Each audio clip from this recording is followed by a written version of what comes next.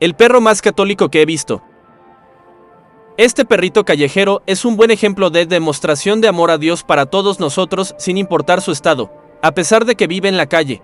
A cualquier hora, la mayor parte de su tiempo se la pasa en la parroquia, hasta asiste a las misas con elegancia.